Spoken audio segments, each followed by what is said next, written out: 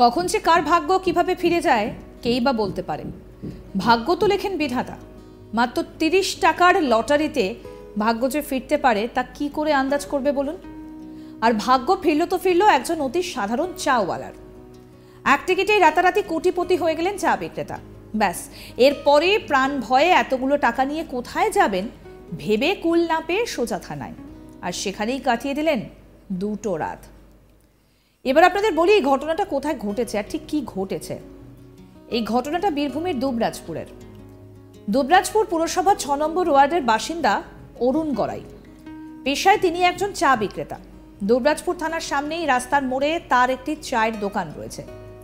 অভাবের সংসার, নিজের জীবনের ভাগ্য ফেরাতে প্রত্যেক দিনই লটারিতে টিকিট কাটেন তিনি।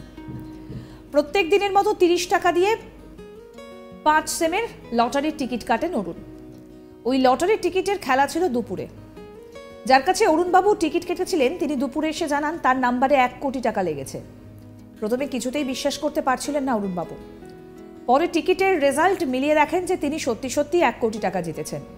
এরপর দোকান বন্ধ করে তিনি সোজা চলে যান 6 নম্বর ওয়ার্ডের কাউন্সিলরের কাছে। কাউন্সিলর তৎক্ষণাৎ অরুণ গড়াইকে সঙ্গে নিয়ে তার নিরাপত্তার কথা ভেবে দুবরাজপুর থানায় চলে যান।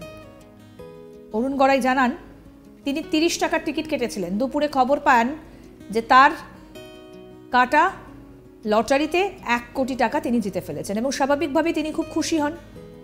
কি বলছেন পুরস্কার জয়ী অরুণ গড়াই, আসুন শোনাই আপনাদের। অনুমত একটু হয়েছিল, ভালোই হয়েছিল যে আমি 30 টাকাতে কোটিপতি। চায়ের দোকানই করব, যেটা করে খেয়েছি সেটা করতে হবে আমাকে। টাকাটা ব্যাংকে রেখে দেবো, এমআইএস করে দেবো, মা বাবা বয়স্ক মা বাবারা খাবে।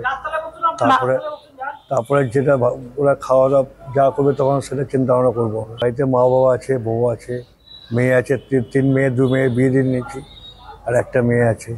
আগে থানাতে আছি। আচ্ছা ঠিক আছে, থানাতে নিরাপত্তা দিচ্ছে, ভেতরে বসে থাকি আমি।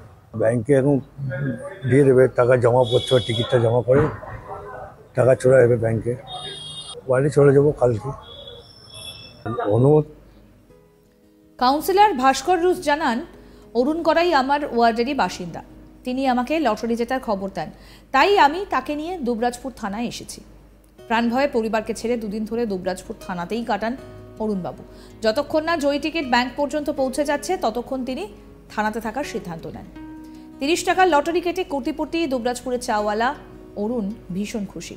তিনি জানান তিনি কখনো ভাবতেও পারেননি, তবে হাল ছাড়েনি। আর তারপরে এই খবর সামনে এসেছে। আমাদের প্রতিনিধি শান্তনু হাজরা কি প্রতিবেদন তুলে ধরলেন, আসুন শুনি। কোটিপতি হয়েও যে চিন্তিত হতে হয় তাই দেখা গেল দুবরাজপুরের কুলুপাড়ার 6 নম্বর ওয়ার্ডের বাসিন্দা অরুণ গড়াইকে।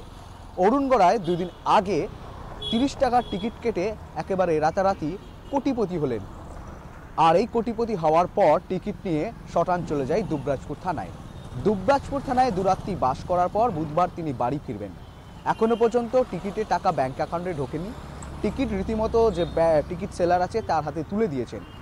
তবে অরুণ গড়াই জানিয়েছেন উনি পেশায় চাওয়ালা রাতারাতি কোটিপতি হয়েছেন। এই মুহূর্তে উনি দাঁড়িয়ে বলছেন যে আমি কোটিপতি হয়েছে, টাকা ব্যাংকে রেখে দেব, কিন্তু চা বিক্রি করা আমি ছাড়বো না। চা বিক্রি করবেন কোটিপতি। আর এই নিয়ে বেশ হাসাহাসিও শুরু হয়েছে দুবরাজপুর কোটামোড় এলাকায়। রীতিমতো তার পরিবারে যে সদস্যরা রয়েছে সেই সদস্যরা সকলেই খুশি। অন্যদিকে তার পরিবারে যে সন্তানরা রয়েছে তার সেই সন্তান মানে 2-3 কন্যা সন্তান, দুজনের বিবাহিত হয়ে গেছে, আর একজন রয়েছে তাকে পড়াশুনো করাবে ভালো করে, এমনটাই জানিয়েছে লটারি বিজয়ী অরুণ গড়াই। কখন যে কার ভাগ্য কিভাবে ফিরে যায় সেটা আর কেই বা বলতে পারে। ভাগ্য তো লেখেন বিধাতা। মাত্র 30 টাকার লটারিতে ভাগ্য যে কিভাবে ফিরল সেটা এই অরুণ বাবুর ঘটনাতেই স্পষ্ট। আসুন শোনাই আরেকবার কি বলছেন অরুণ বাবু।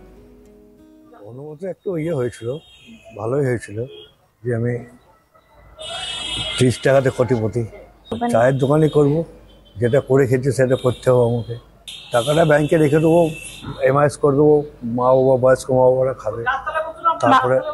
তারপরে যেটা ওরা খাওয়া দাওয়া যা করবে তখন সেটা চিন্তা ভাবনা করবো। বাড়িতে মা বাবা আছে, বউ আছে, আরও আপডেট পেতে দেখতে থাকুন আজ তাক বাংলার ইউটিউব চ্যানেল। সাবস্ক্রাইব করুন, নোটিফিকেশন পেতে বেল বাটন অপশন প্রেস করুন।